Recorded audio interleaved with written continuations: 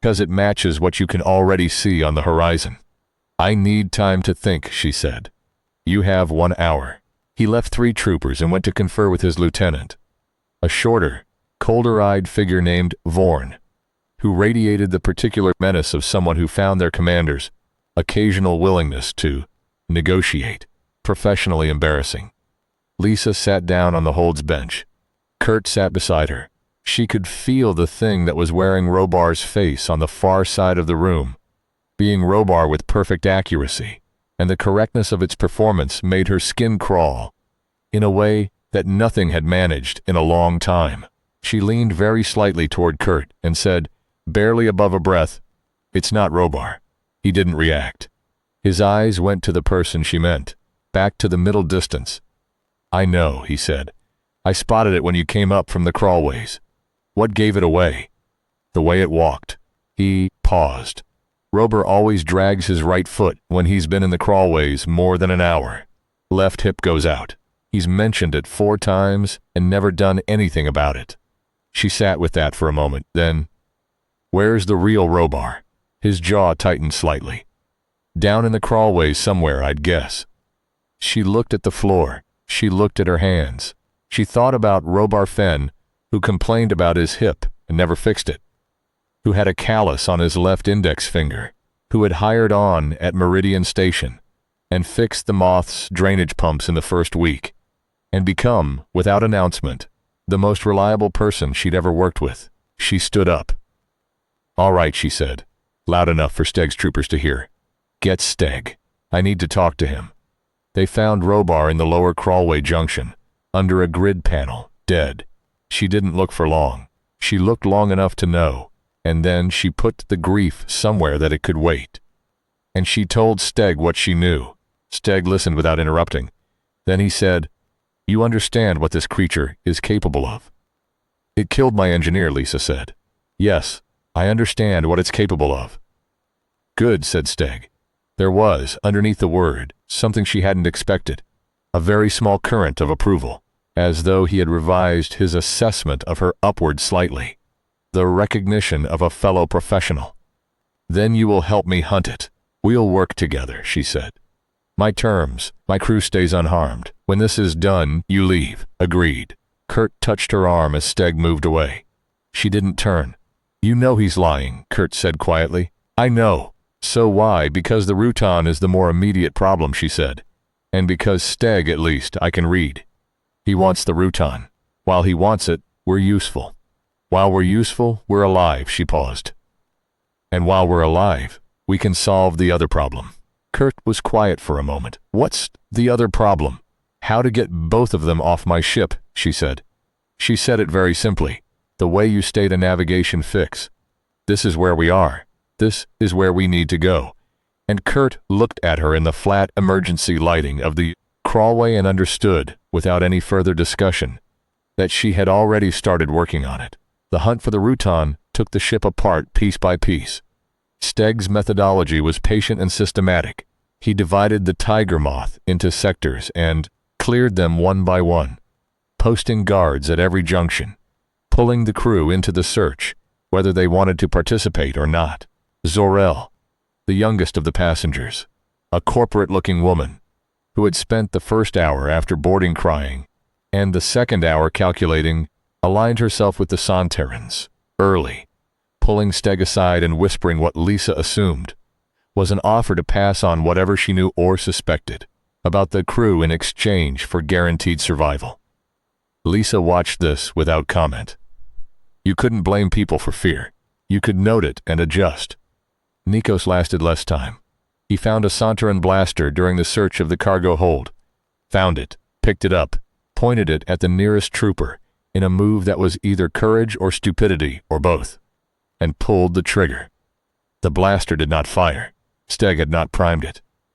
He watched Nikos with the patience of someone conducting a test they already know the answer to, and when the blaster clicked uselessly 3 times, and Nikos lowered it with the expression of a man watching his last hand fold, Steg stepped forward and killed him with the precise indifference of housekeeping. No one said anything. Lisa looked at the floor of the hold and remembered the sound, and then put it away. The thing wearing Robar's face continued to perform. It helped with the search, with Robar's efficiency, and Robar's familiarity with the ship's layout. It answered questions in Robar's voice. When Lisa gave it tasks, it completed them. When she watched it, it met her eyes with Robar's expression, and she felt the particular loneliness of looking at a perfect forgery of a person you were mourning. Grief and anger in the same space, each one making the other harder to process. She let herself feel it briefly, and then returned to the problem. The Rutan was carrying intelligence, whatever it had learned during its time in Santaran space, however long it had been surviving behind enemy lines, wearing stolen faces, moving through their military infrastructure, was presumably worth more than any individual life. That was the logic of intelligence work. The information outlasts the carrier. The Rutan knew this. It was stalling buying time, waiting for some opportunity to take a ship, the Santaran assault craft, the Tiger Moth herself, any vehicle that would get it somewhere it could transmit or report, or simply survive. Lisa knew this, because it was what she would do. She stopped in the corridor outside the engine compartment on the second day, while the search was tightening toward the ship's lower sections, and spoke very quietly to the space directly in front of her. "I know what you are," she said. "I know you're running low on power. The fluctuations in our grid are getting worse, not better, and whatever you're feeding on down here isn't enough anymore. I know you need a ship. I'm not here to help Steg. I'm here to tell you that if you try to take mine, I will die before I let you have it, and you already know I mean that." She paused. "So we have a problem in common. Steg plans to destroy this ship when this is over. Help me get rid of him first, and then we'll talk about what happens next." Silence. The engine compartment was quiet except for the low hum of the drive. Then Robar's voice said, from behind the access panel to her left, "You're not afraid of me." "I'm terrified of you," Lisa said. "But fear is a navigation tool. You use it to understand the terrain. You don't let it drive." A pause. "Your engineer died because of me." "Yes," she said. Another silence. Longer. Then, "What are you proposing?" she told it. The Rutan in Robar's body. She had started thinking of it as a separate problem from Robar, the way you separate a disease from the person who had it, not kindly but functionally. Listened without interrupting. When she finished, it said, "You understand that if the plan fails, I will take your crew's forms to survive. It isn't a choice, it's what I am." "I know," she said. "That's why the plan can't fail. What makes you think you can execute it?" She thought about that. "I've been running ships for 11 years, she said. "You've been alive. I assume for considerably longer than that.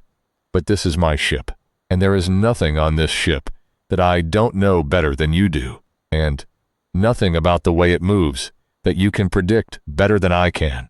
She looked at the access panel. "That's the only advantage I have. I intend to use it." She left it there to decide and went back to the main corridor, where Kurt was waiting with a particular expression of a man who had heard everything and was deciding how he felt about it. "You're negotiating with a shape-shifting alien that killed our engineer," he said. "Yes, using a plan that requires trusting a creature that by its own admission can't be fully trusted. Yes." He looked at her for a moment. "Then, what do you need me to do?" This was why she had kept Kurt for 6 years. She needed 3 things. Access to the airlock control systems without Santaran observation, a distraction sufficient to pull Steg's attention for 4 minutes, and a contingency if the Rutan decided to defect rather than cooperate at the critical moment. She had the first. She knew a maintenance route through the upper hull sections that bypassed every corridor the Santarans were guarding. She was working on the second. The third she had no solution to yet, and she accepted that the way you accept a weather forecast you can't change, with full attention on what you can control.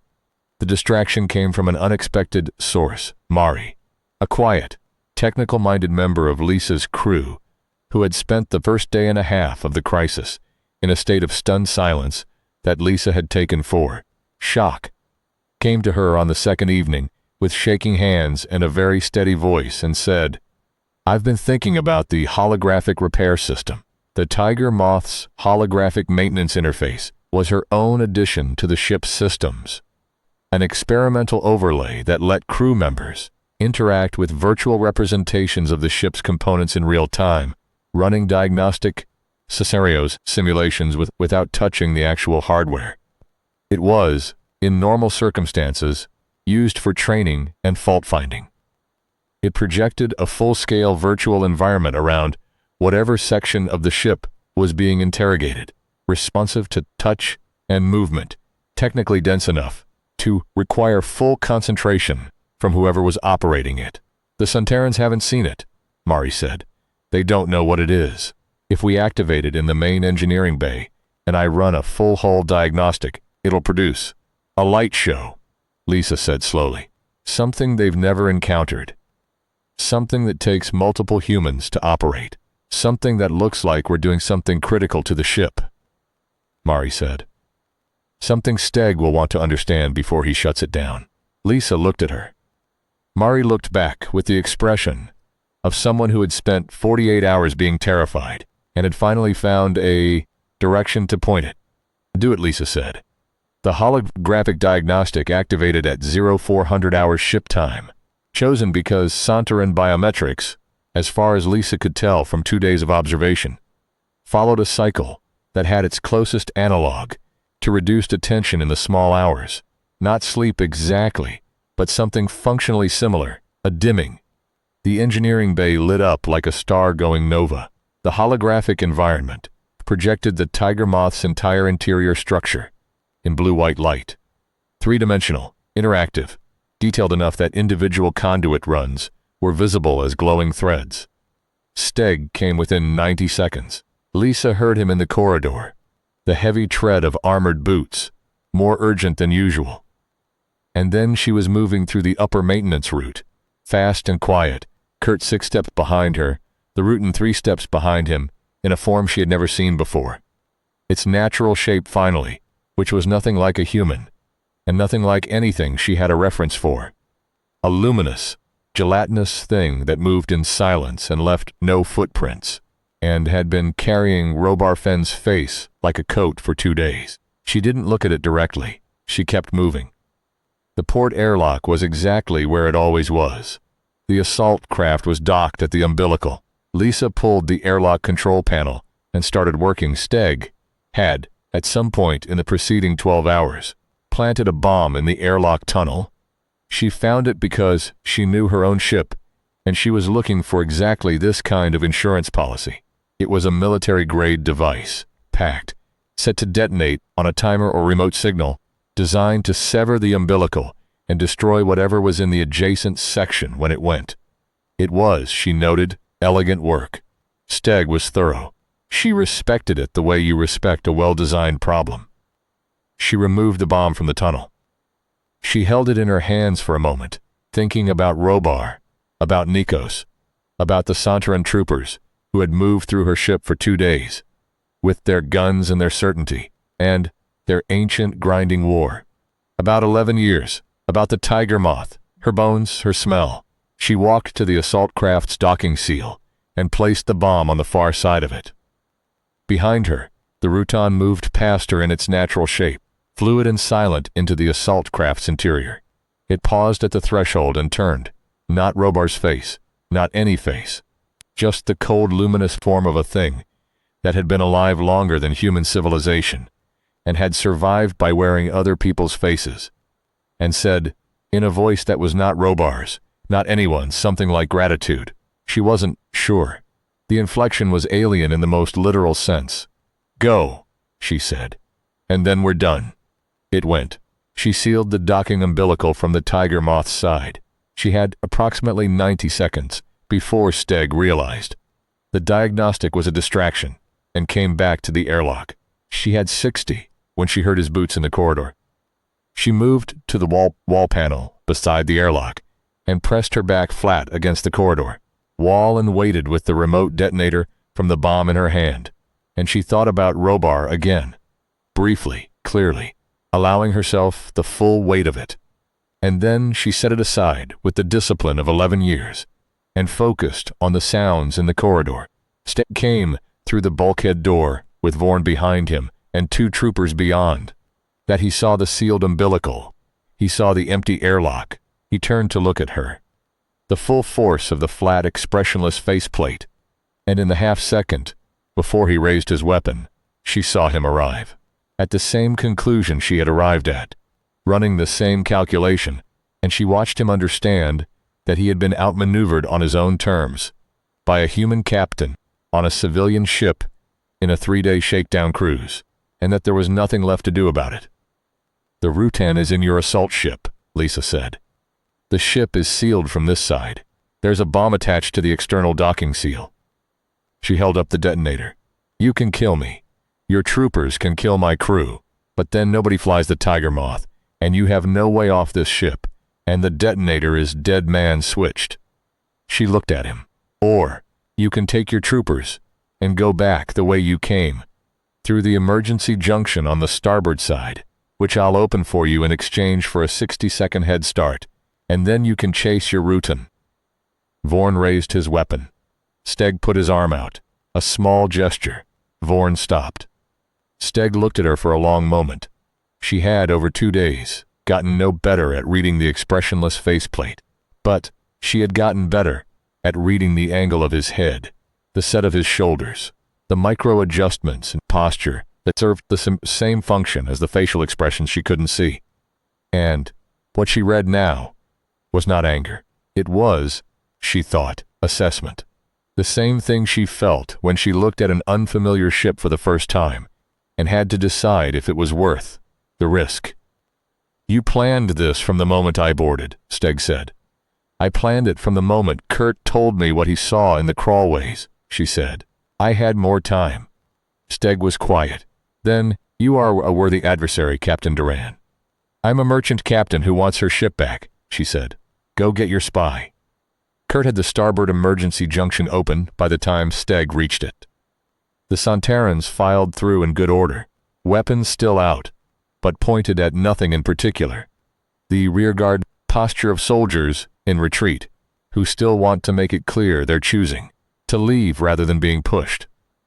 Lisa stood in the corridor and watched them go and felt the adrenaline beginning its slow, shaky withdrawal from her muscles. Kurt came to stand beside her. "Vorn," he said. Second from the end, he looked back. "I know. He's going to remember this." "Probably," she said, "but they'll have the Rutan to deal with. And Sontaran military priorities," she gestured vaguely at the corridor the troopers had just vacated, "are not subtle. They'll want the intelligence. That comes first." She moved to the main airlock control and typed in the sequence to release the umbilical seal on the Tiger Moth's side. The mechanism clunked, disengaged. She watched the sensor display as the Sontartan assault craft separated from the umbilical. Not explosively. They'd found the bomb, or she assumed they had. They were professionals and accelerated away. On the display, the assault craft ran hard for 5 seconds. 10, 20. At 35 seconds, something happened that she hadn't anticipated. The assault craft stopped. Not decelerated. Stopped, in the way that only massive and sudden energy events can stop a moving ship. The sensor display threw up a reading she had no reference for. A spike in electromagnetic output, followed by a complete collapse of the craft's power signature. And then, for a few seconds, the display showed nothing at all where the assault craft had been. Then a single, small reading, moving away from the Tiger Moth at high velocity, on a heading that pointed nowhere she could immediately identify on the charts. No craft, no explosion, just a point of cold energy, moving. The Rutan. It had reached the assault craft, found what it needed, and evacuated. What it had done to the craft in the process, whether it had planted the same intelligence it was carrying, transmitted it somewhere, simply taken what it needed and gone, she would never know. The craft drifted dead in space behind them. Lights out, airlock sealed.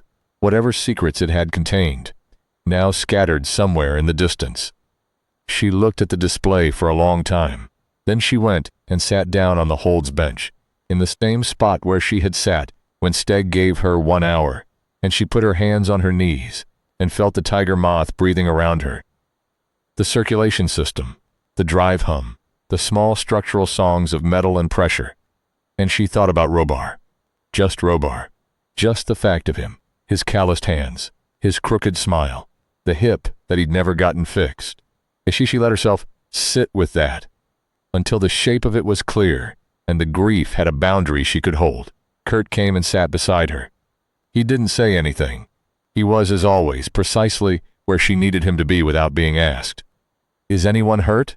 she asked eventually. Zor-El has a burn on her forearm, from where Vorn shoved her against a conduit panel. Minor. I've treated it. The exobiologist has a bad shock response. I've given her a sedative. Everyone else is functional.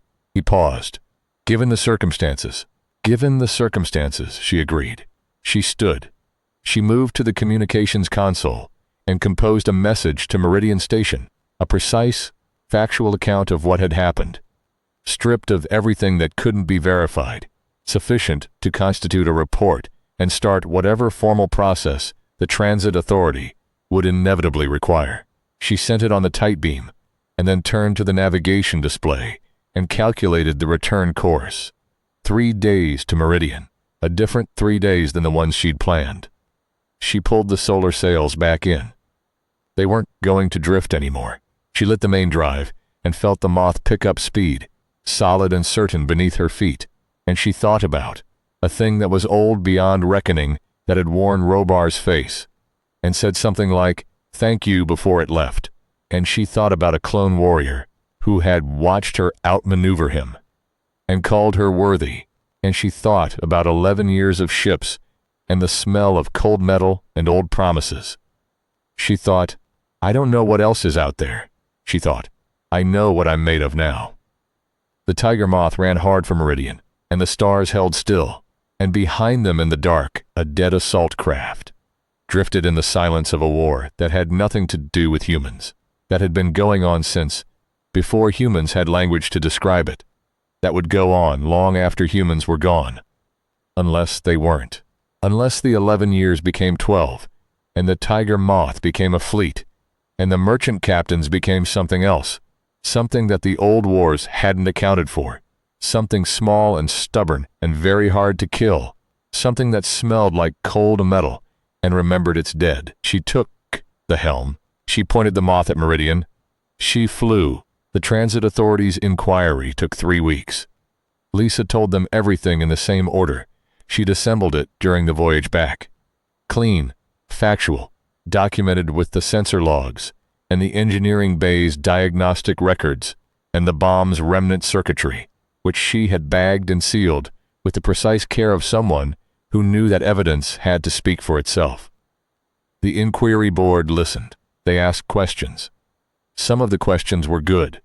Most of them were not. What she remembered most clearly from those 3 weeks was not the inquiry but the moment, on the second day, when the young exobiologist. Her name was Tessely. She'd stopped shaking somewhere around day 2 of the voyage back, and replaced the shaking with a fixed, concentrating expression that suggested she was working very hard on understanding what she'd seen. Came to find Lisa in the waiting room outside the inquiry chamber and said, without preamble, the energy readings from the Rutan.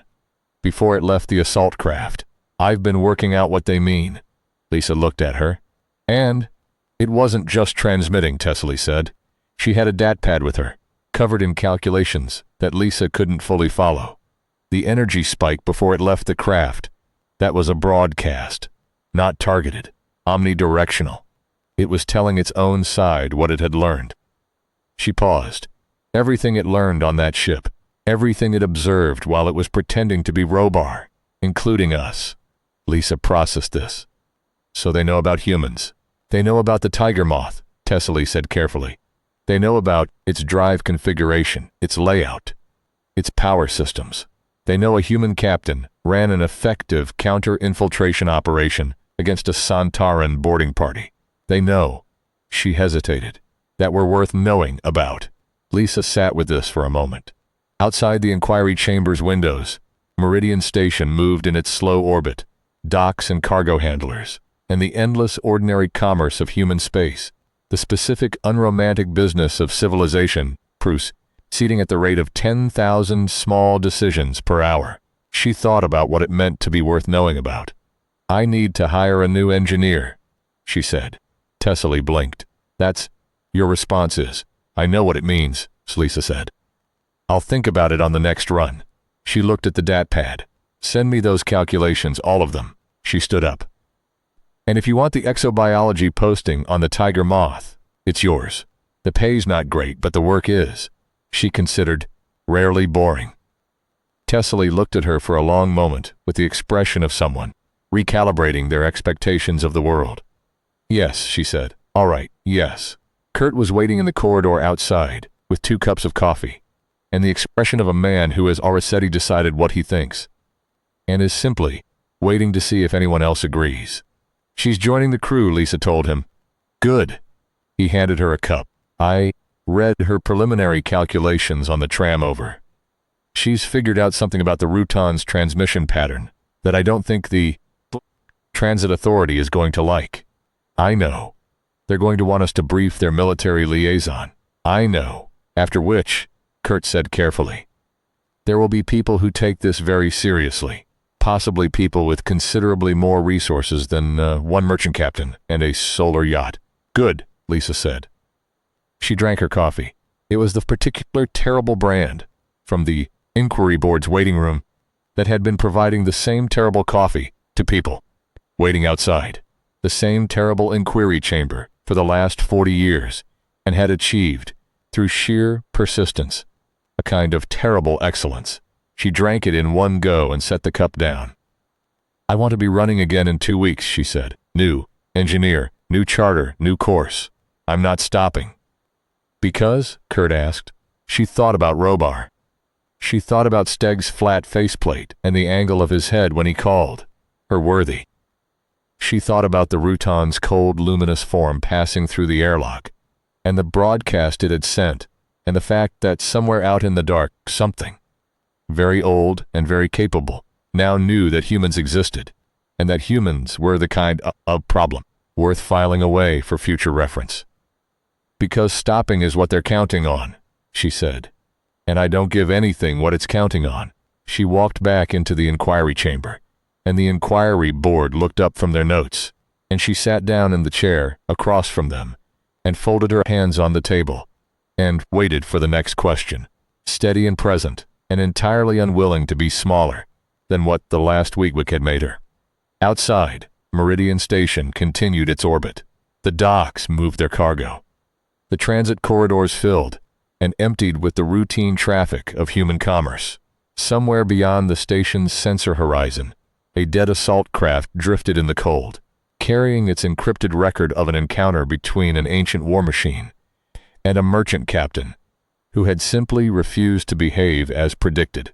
And somewhere further than that, past the charted systems, past the survey lines, past the edges of the maps that human cartographers had filled in, and the vast blank spaces they hadn't, 2 civilizations older than agriculture continued their eternal, grinding war. One of them now had a new data point, one small note in an intelligence report, one flag in a file that would be read by strategists and analysts and commanders who made decisions that rippled across star systems. The note said, "Humans." The note said, "Unexpected." Lisa Duran would have found that satisfying if she'd known about it. She would have nodded once, with the minimal expression she reserved, for things that confirmed what she already suspected, and she would have gone back to flying. She was going to keep flying for a long time. There were worse things to be known for, in the dark between the stars, than unexpected. The second encounter happened 11 months later. Lisa had a new engineer by then, a taciturn woman named Faye Solander, who communicated primarily in technical specifications and grunts of approval or disapproval, and had, within the first week, quietly improved the Tiger Moth's drive efficiency by 8% without being asked, which was how Lisa knew she was right. Tessely had proven to be precisely what her calculations suggested: meticulous, observant, capable of sustained attention to things that other people stopped looking at, and completely unintimidated by the idea of being wrong. She had been wrong twice in 11 months, and both times had said so immediately and corrected the error with the same calm she brought to everything else, which was a rarer quality than people acknowledged. Kurt was the same as always. You couldn't improve on Kurt. You could only fail to deserve him, which Lisa tried not to. The second encounter was not a boarding. It was an encounter of the other kind. The kind that happens at the edge of sensor range. The kind that leaves you with more questions than answers, and an entry in your log that you know is going to interest people who deal in answers for a living. They were running cargo through the Caldera Drift again, the same route as the shakedown, which Lisa had chosen deliberately, a piece of private stubbornness that Kurt understood and didn't comment on. When Tessely came to the bridge at 2:30 and said, "There's something on the passive array," it was not a warship. It was not a Sontaran assault craft. It was a signal, a transmission, compressed and encrypted in a format that the Tiger Moth's communication system had no native decoder for, but which Tessely had been building a partial decoder for since the inquiry board had given her access to the data recovered from the shakedown cruise, and which now resolved itself, imperfectly and with several gaps, into something that was not quite language, but was almost communication. Lisa stood at the display for a long time. Tessely stood beside her. Faye stood in the doorway with her arms crossed, and an expression that suggested she was reserving judgment. Kurt made coffee and brought it without being asked. The partial decoded signal, as far as Tessely could render it, said something about a location, something about a convergence, something. This part was fragmentary. Tessely was careful to note, uncertain, possibly a misread about a warning. Warning to us? I don't know, Tessely said. The syntax is, I'm working with an incomplete framework. It might be a warning about something. Or a warning that something is coming. She stopped. Looked at the display. Looked at Lisa. It might be an invitation. Lisa! Looked at the coordinates the signal had been transmitted from. She looked at where the moth was. She looked at the course she had planned, the charter she was carrying, the cargo in the hold, the engine efficiency numbers. Faye had been running on the drive tolerance displays. She looked at Kurt. He shrugged. He had the expression he always had when he'd already made a decision, but was leaving the final word to her. It was, she thought, one of the most respectful gestures anyone had ever made to her, repeated for 6 years with perfect consistency. Faye, Lisa said, how are the drives? Nominal, Faye said. Better than nominal. Whatever the previous engineer did to those tolerances, he was leaving efficiency on the table. And if we pushed them past nominal, Faye uncrossed her arms. She had the expression of someone being asked a question she'd already run the numbers on in case it was asked. 20% increase in output sustained for 18 hours, she said. Within safe parameters. We'd make the coordinates in 16, Tessely said quietly. Lisa looked at the display. The signal was still there, faint and compressed and partial, and carrying something that might be a warning, or might be an invitation, or might be both. Somewhere in the Caldera Drift, at a set of coordinates that were officially listed on the navigation charts as empty space, something very old was broadcasting, something at ships that happened to be close enough to hear it. She thought about Robar. She thought about what the Rutan had seen in her when it had chosen to work with her instead of through her. What calculation it had run, what quality in her it had decided was worth the gamble of cooperation rather than consumption. She thought about the broadcast it had sent from the assault craft. Everything it had observed transmitted to its own side. A data point. A flag. Worth watching. She set the new course. Charter client gets a delay notification, she said. Full refund on expediting fees, which comes out of my margin, not the cruise. Faye, I want drive monitoring every 20 minutes. Tessely, keep working on the decoder. Kurt, already on it, Kurt said. He was plotting the course. The Tiger Moth turned in the dark of the Caldera Drift and ran toward the signal. Drives pushing past nominal, solar sails furled. Every sensor array on the ship angled at the coordinates ahead. Lisa stood at the helm with her hands on the controls and felt the old feeling, not fear, not excitement, something that can both and was larger than either. The feeling of a navigator who has looked at an unmapped section of chart and decided that knowing what's there is worth the risk of going to find out. The stars held still around them. The moth ran on. She thought, I don't know what's out there, she thought. I know what I am. That was enough. That was always enough. 16 hours and 22 minutes later, the tiger moth dropped out of drive at the signal's coordinates and found nothing. No ship, no station, no visible structure of any kind.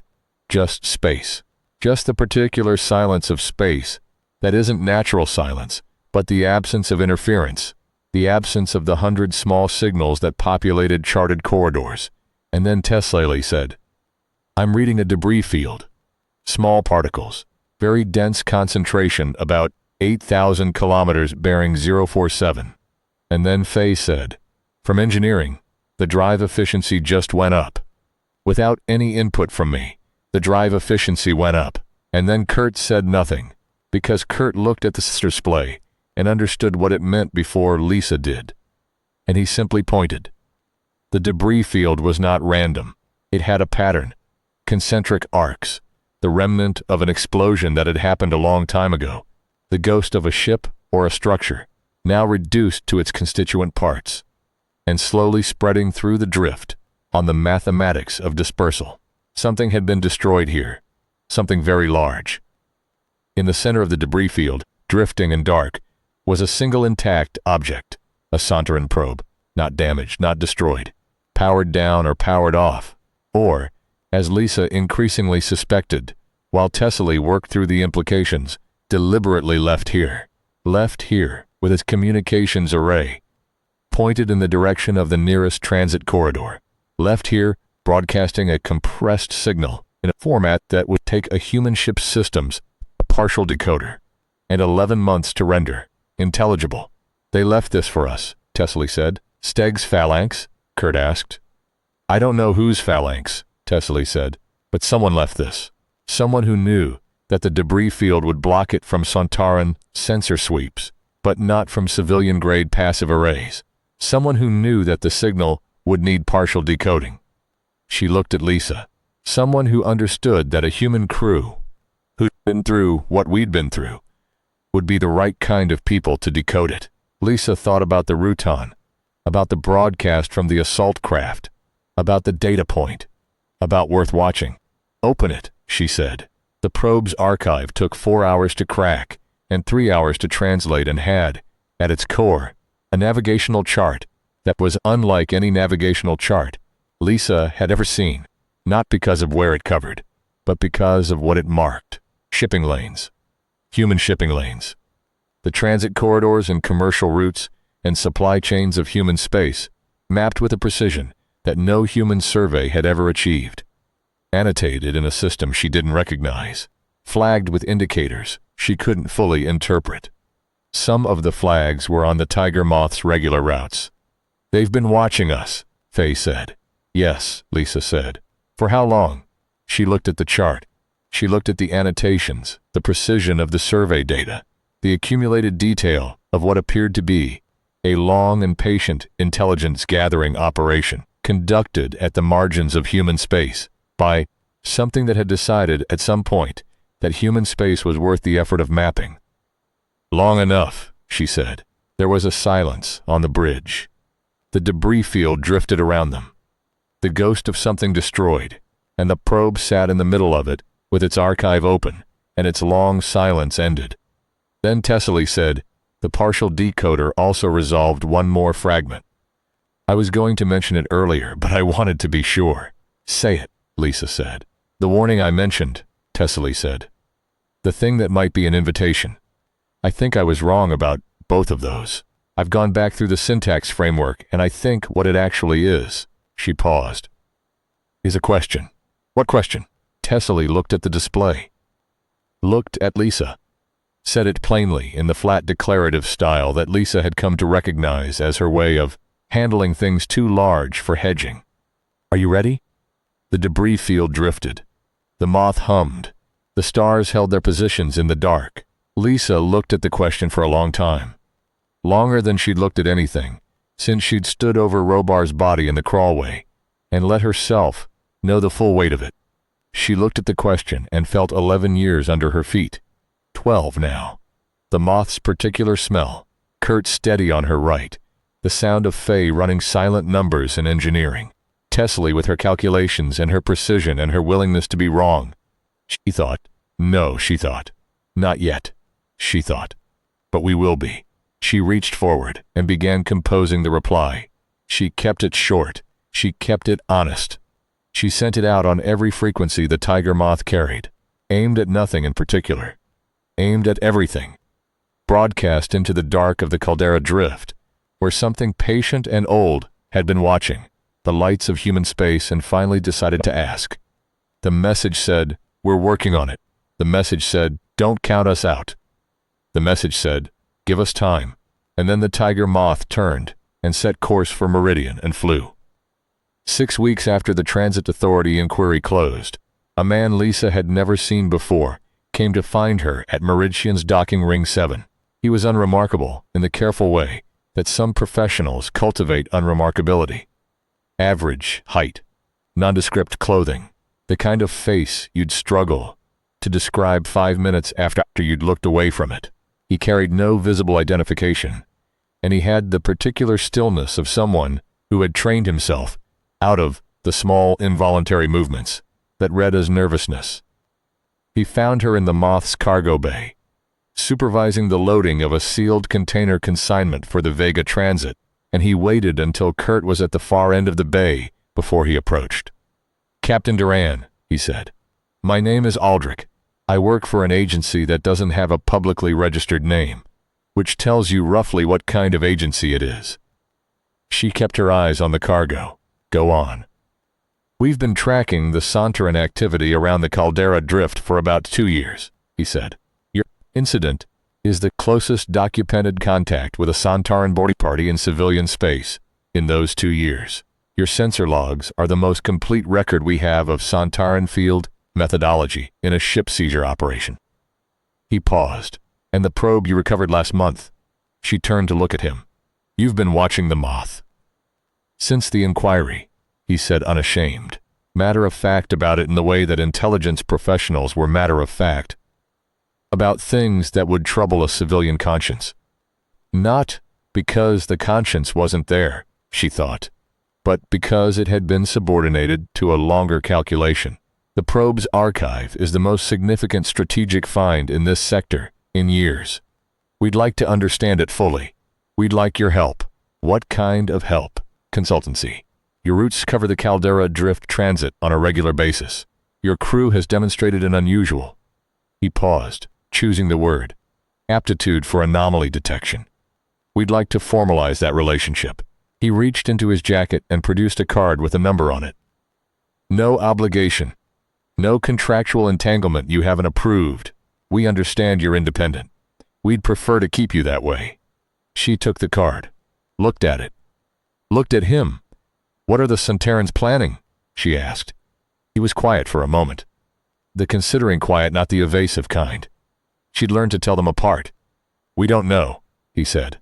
"That's part of why we want your help." "And the Rootans?" "Also unknown." They held her gaze. "What we know is that 2 very old, very sophisticated civilizations are currently engaged in a territorial conflict that is moving closer to human space at a rate our models find concerning." He paused. "We also know that one of those civilizations recently transmitted a broadcast that specifically flagged human merchant operations in the caldera sector as being of strategic interest." "Worth watching," Lisa said. His expression shifted slightly. "You know about the broadcast." Tessely, my exobiologist, reconstructed parts of it from the probe archive. She pocketed his card. "What I want to know is which direction that's going to go." "What do you mean?" "Worth watching can mean worth recruiting," she said. "Or it can mean worth eliminating before we become a complication." She looked at him steadily. "Which is it?" He held her gaze for a long, honest moment. "We don't know," he said again. "That's the truthful answer. The honest answer is that the Rutan that boarded your ship and the Rutan that left the probe, if they were the same individual, which the archive's encryption pattern suggests, made a choice. It could have used your crew. It chose to cooperate. We don't know if that reflects a policy or an individual judgment.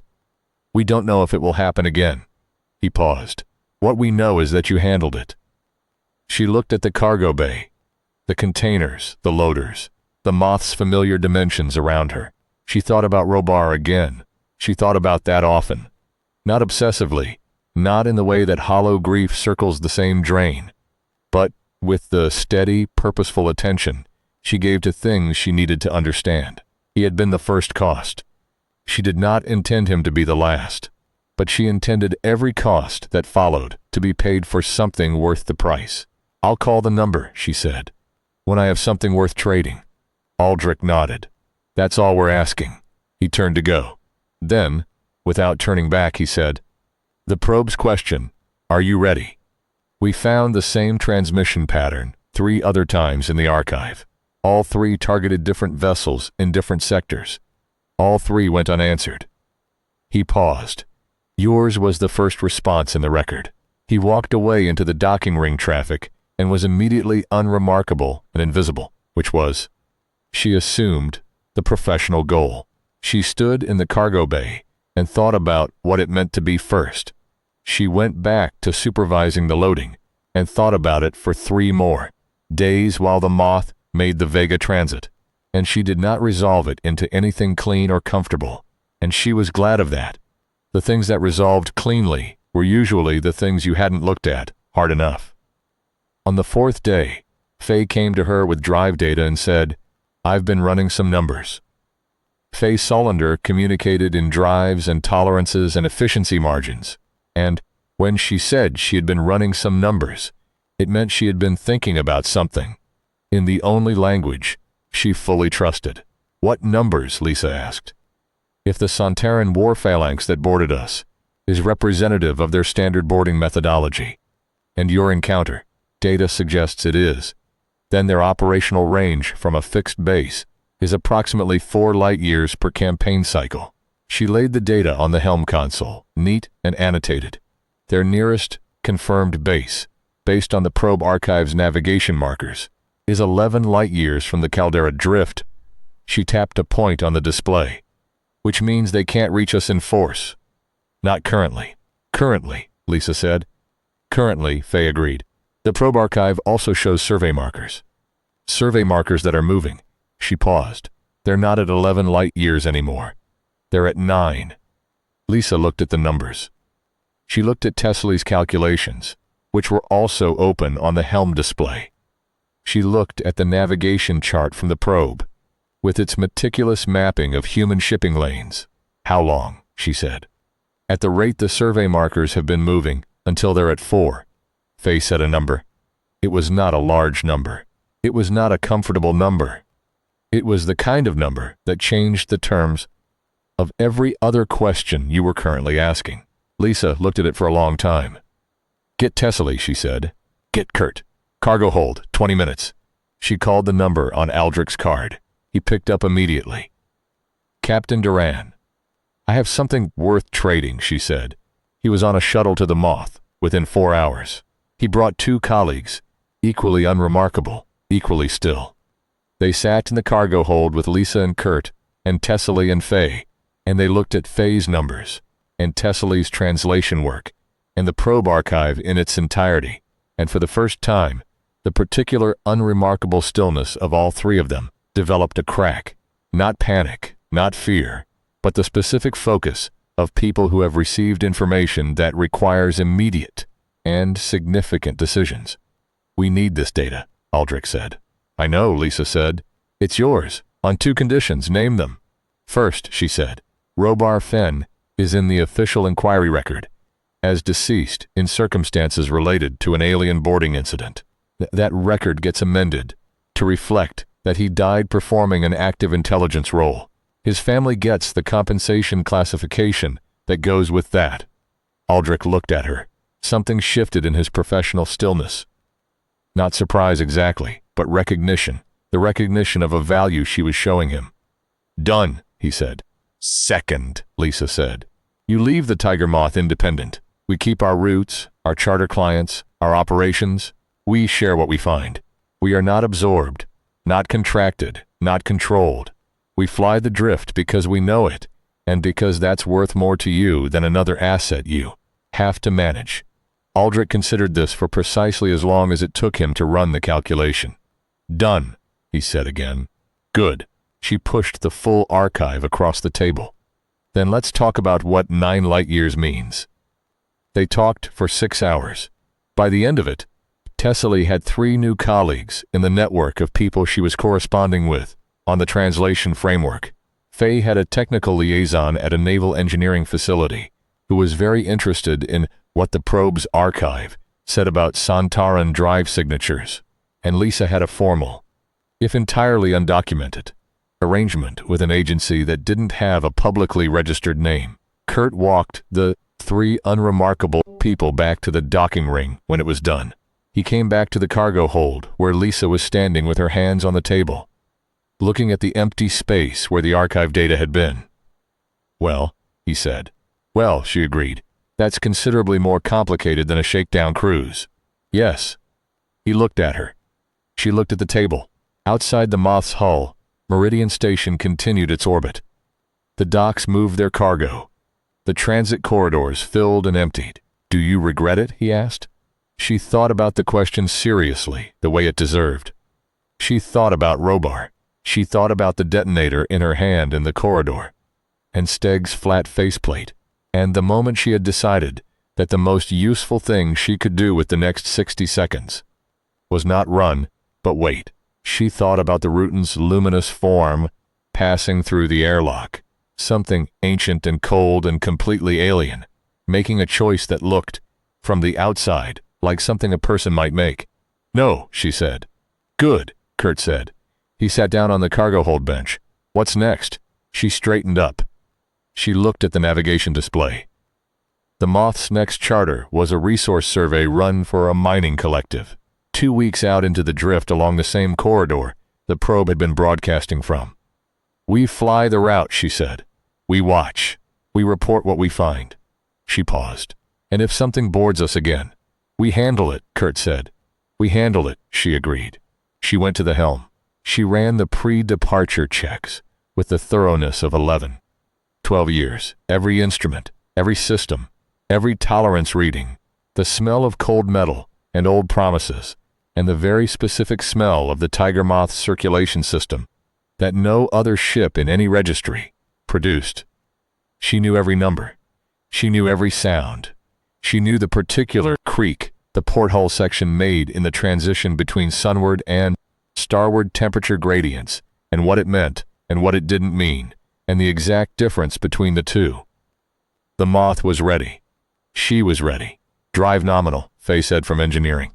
Navigation locked, Tesley said from the secondary console. Cargo secure, Kurt said. Lisa looked at the display. The drift stretched ahead, charted in some places, not in others, full of the kind of quiet that could be genuine emptiness, or could be something patient, something watching, something trying to decide if the small ships moving through it were worth the trouble of engagement, or the consideration of an entirely different kind of relationship. Tiger Moth, departing Meridian Station docking ring 7, Lisa said into the comm. Estimated transit time 14 days. The docking clamps released. The Moth moved. She flew it by hand for the first hour. Not because she needed to. The navigation computer was entirely capable. But because the feel of a ship under manual control was different, in a way she had never been able to. Fully articulate, and had never stopped needing. The responsiveness. The translation of her intentions through the ship's systems into motion. The particular sensation of being the point of decision for something large and complex and alive in its own way. She thought about the question in the probe's archive. Are you ready? She thought not yet, not fully, not in the ways that were going to matter, when the survey markers completed their movement, and the 9 light years became 4, and the Caldera Drift became the frontier instead of just a name for a stretch of space between charted systems, she thought. But we're learning, she thought, and we're not stopping. She leveled out at the transit heading and engaged the navigation computer and let go of the controls and stood up and stretched and looked at the drift spreading out ahead of the Moth's bow on the forward display. The stars, the black, the particular quality of deep space light that had no equivalent anywhere you'd lived before you first saw it. Then she went to get coffee and check the cargo manifests and talk to Faye about the drive tolerance numbers and look over Tesla's late transmission analysis and be, in every practical sense, a merchant captain running a charter in the Caldera Drift. This was what humanity looked like at the start of something large. Not heroic, not declared, just practical and present, and moving forward at the speed of people who have decided they're not going to stop. Just ships and captains, and the dark. And the dark, for once, was not empty. The third month of their informal arrangement with Aldrich's agency produced nothing operationally significant and a great deal that was personally illuminating. They flew the drift 6 times. They passive scanned every transit they made.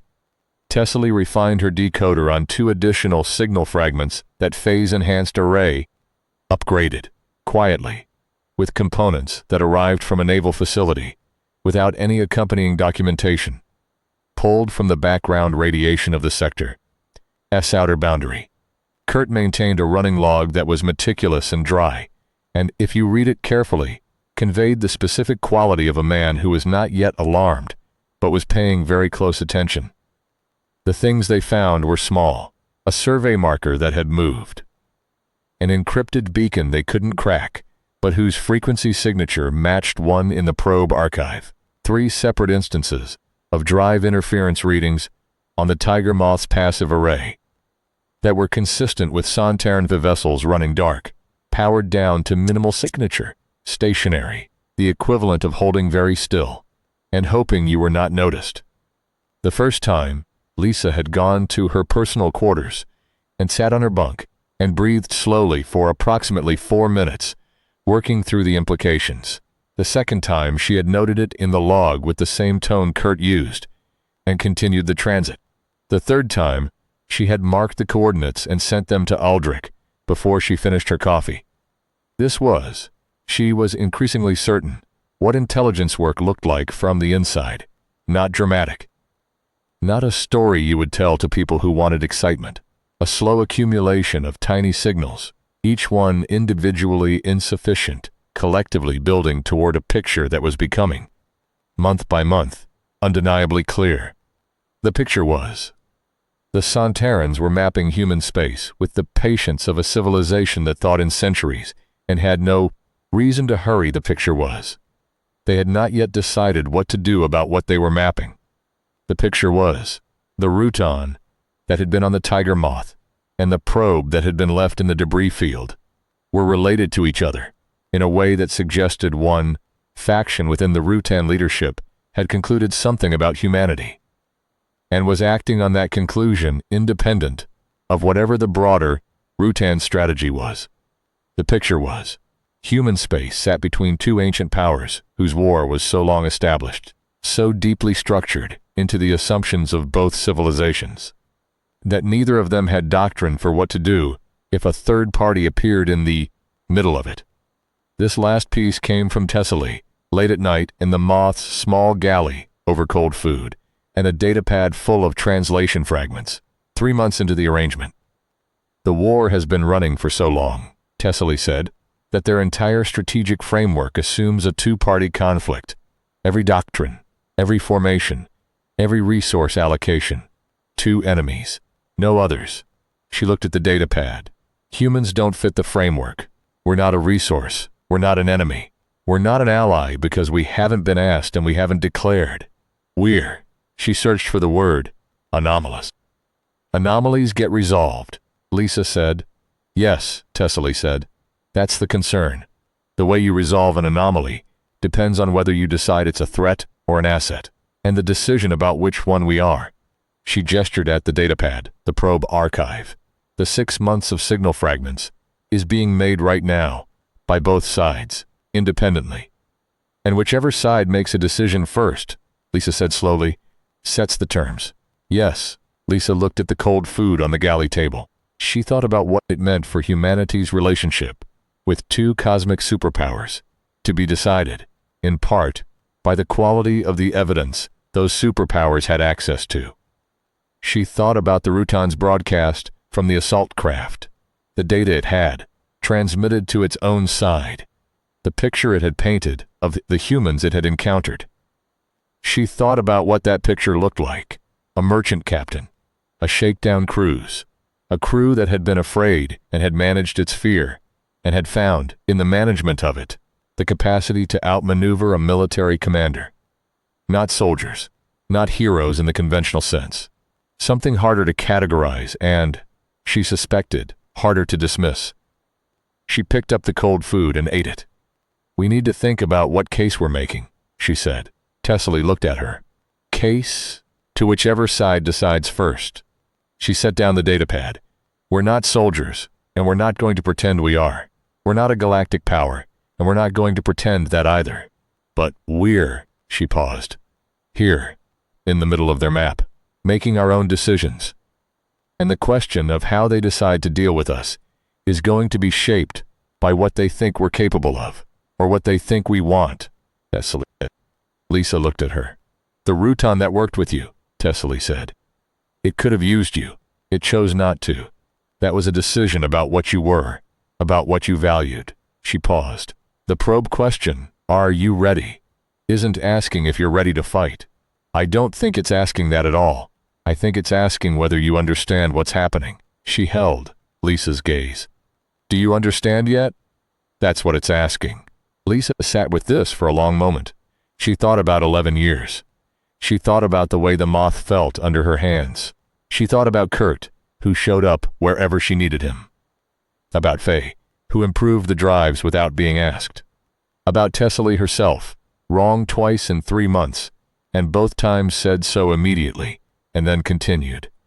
She thought about the accumulated weight of small decisions, the slow building of a crew that worked, the particular intelligence that comes from knowing your own ship better than anyone else ever will. She thought, "We are not soldiers," she thought. "We are something that doesn't exist yet. Something that's being decided right now, in the choices we make, in the things we do and don't do, and the reasons behind both," she thought. "That's the answer to the question." "Yes," she said. "Not ready for all of it, but we understand." She pulled out her comm and wrote to Aldrich. She told him what Tessely had articulated. She told him that the strategic framework analysis should be the top priority for the agency's next briefing. She told him that the decision being made about humanity by 2 alien powers was not primarily a military question and should not be treated as one. Aldrich replied in 4 minutes. "That was unusually fast," the reply said. "Agreed. Meeting requested." That's 1 week. The meeting was in a facility she had not known existed, in a part of Meridian Station that was not on any public schematic, reached through a maintenance corridor that required 3 separate access codes and 1 biometric scan, and that emptied into a conference room so aggressively undramatic that she had the brief, surreal impression that the whole thing was a test. 6 people sat around the table when she arrived. Aldrich was one of them. The others were not unremarkable. They had the specific quality of people who had spent long careers developing the capacity to be very still in rooms where important things were being decided, and the stillness looked practiced and permanent and, she suspected, effective. She sat down. A woman at the far end of the table, not young, not old, carrying the compact authority of someone who had made a large number of significant decisions and was at peace with most of them, said, without preliminary, "You believe the strategic decision about humanity's status in this conflict is being made right now by both parties independently?" "Yes," Lisa said. "And you believe the evidence available to both parties for making that decision is substantially derived from the incident on the Tiger Moth and the subsequent encounter with the probe?" "Yes, which means," the woman said, "that how we respond to the probe, whether we respond, and what we say, is not just a communications question. It's a declaration of what we are." "Yes," Lisa said. A silence around the table. The particular silence of people deciding how much to say. "We've been debating response options for 3 weeks," the woman said. military response options, primarily. Our working assumption has been that the probe was surveillance. It wasn't surveillance, Lisa said. A surveillance probe doesn't ask questions. It records. This one asked if we were ready. That's an offer of some kind, or a test. Either way, it's relational. It wants a response that says something about who we are, not what we're capable of. Another silence. The woman looked at her steadily. Lisa looked back. What would you say? The woman asked. If we gave you the transmission access. Lisa had thought about this for 3 months. She had thought about it in the drift, at the helm, in the galley, with cold food and Tessely's translational fragments. She had thought about Robar, and about what it meant that his death had been the beginning of something instead of just an end. She had thought about the question, are you ready? And about what it was really asking, and about what the true answer was, stripped of pride and fear, and the particular human instinct to appear larger than you were. She said, I'd tell the truth. The woman waited. We're not ready, Lisa said. Not for what's coming. We don't have the military capacity, the strategic framework, the technological base. We're a young species in the middle of an ancient war that we don't fully understand, carrying a lot of courage and not enough information.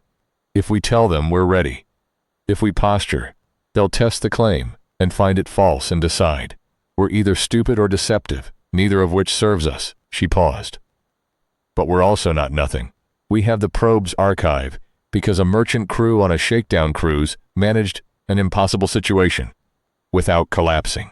We have the Rutan's cooperation because something about how we operate, the way we make decisions, the fact that we have a relationship with honesty that their intelligence community apparently finds unusual, convinced an ancient intelligence to gamble on us instead of through us. She looked around the table. Tell them that. Tell them we're learning. Tell them we're paying attention. Tell them we know the terms of what's happening and we're not flinching from it. She looked at the woman at the far end. That's not weakness. That's the most credible thing we can possibly say. The room was very quiet. Then the woman said, draft it. Lisa drafted it in the conference room on a borrowed datapad with Tessely's translation framework open on the screen beside her and phase signal, analysis notes in her other hand. And she wrote the first official communication from humanity to whatever was on the other end of the probe's transmission frequency in the Caldera Drift. It was not long. It was not impressive in the way that declarations and manifestos are impressive. It said, in the precise technical framework that the partial decoder suggested was closest to the probe's own language, that the people of this sector of space understood what was being asked and were answering honestly. We are not ready, but we are aware. We are choosing to be aware. We will not be resolved into the existing framework without a voice in the terms. It said, we are small, and we know it. It said, we will not stop. She went back to the Tiger Moth. She loaded the next charter. She flew the drift. 4 weeks later, Tessely's array picked up a new signal. It was not the same probe. It was not the same frequency. It was a transmission from a direction that the charts listed as empty space, using an encryption pattern that the decoder had never encountered before, which meant it was not Santaran, and not from the probe that the Rutan faction had left in the debris field. Tessely worked on it for 3 days. Faye quietly redirected power from non-critical systems to the array. Kurt maintained the log with the same tone he used for drive tolerances and cargo manifests. The translation when Tessely had it was incomplete. It was always going to be incomplete, but the fragment she could render with confidence. The fragment she printed out and brought to Lisa at the helm, and set down on the console without saying anything. Read, in the imprecise and uncertain translation of a human linguist, working at the absolute edge of a framework she had built by hand, we hear you. Lisa looked at it for a long time. She thought about the Rutan in the airlock. She thought about Steg's flat faceplate, angled at her in the moment of calculation. She thought about the smell of cold metal and the specific sound the Tiger Moth made when it was running right. The hum she knew in her sleep, the creak in the porthole section, the circulation system's distinctive note that no other ship produced. She thought about Robar. She thought about the first cost and about what it had bought. She looked up from the printout at the display. The drift ahead, the stars holding still, the particular quality of deep space light, and she felt, for the first time since the shakedown cruise, something that was not fear and not anger and not the cold functional focus of a problem being managed. Something that was closer to the beginning of something. Not hope exactly. Something more grounded than hope. Something that lived in the specific reality of a ship that knew you and a crew that showed up, and the fact that you had, against the logic of the situation, kept moving. Tessily, she said, yes. Keep working on the translation. I will, Faye. Nominal, Faye said, from engineering, before Lisa could ask. Better than nominal. Lisa looked at the course on the navigation display. The charter was a run through the deep drift, further out than they had gone before, along a corridor that the probe archive's survey data suggested had more markers than any other section of the sector boundary. It would take 20 days. It would produce a great deal of data. It would be, in every external sense, an unremarkable commercial run for a cargo charter business, operating out of Meridian Station. Kurt, she said. Ready, he said. She took the helm. She flew. The stars held still around the Tiger Moth as it moved through the dark of the Caldera Drift, and two ancient civilizations continued their eternal war, and somewhere in the data that Tessily was accumulating, and Faye was recording, and Kurt was logging and Lisa was navigating, something was being decided. What humans were, what humans would become, what role they would play in the shape of the things that were going to happen, whether they participated or not, and whether participation would be on their terms or someone else's. The Moth ran on, steady and small against the dark, carrying its crew through the silence, between stars with the particular quality of forward motion that belongs to people who have looked at what's ahead and decided that going toward it is better than this alternative. It smelled like cold metal. It smelled like the beginning,